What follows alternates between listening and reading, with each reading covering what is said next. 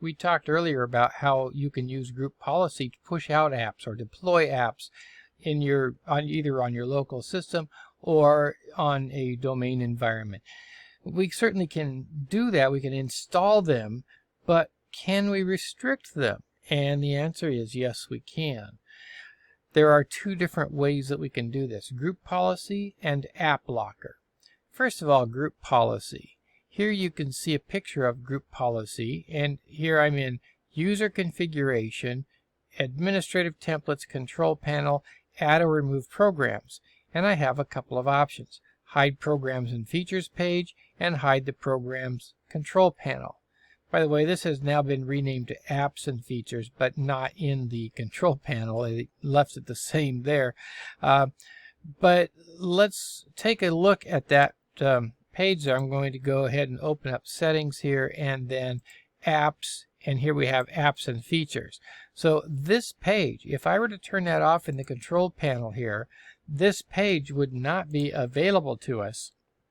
We simply couldn't get to it. It would be grayed out. And also in the control panel, which is where programs and features are, this page would not be available to me.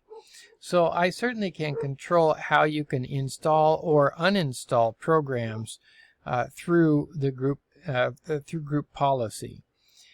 There are other things in group policy you can do as well, but we won't go into those right now. App Locker is the other one. App Locker is available in Windows Server. It's also available in the Enterprise edition of Windows 10. The idea of App Locker, by the way, App Locker lives in group policy. We'll show you that in a moment, but it can restrict who can run certain programs, who can install certain programs, who can uninstall certain programs, and so on. So it gives us total control.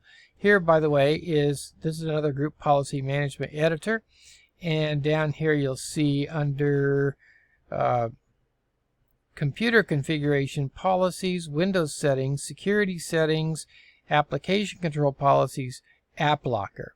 And here are the App Locker rules that I can set up so that for my domain or for a certain organizational unit or for my local machine, if it's a Windows 10 Enterprise, then I could set these rules as to who can execute, who can install, and then certain scripts that can be run. So this is what App Locker does. And it can, by the way, it can restrict based on the publisher of the software, the path where that software lives, or a file hash. So I can set very specifically who can have access to what and who can run what on my system.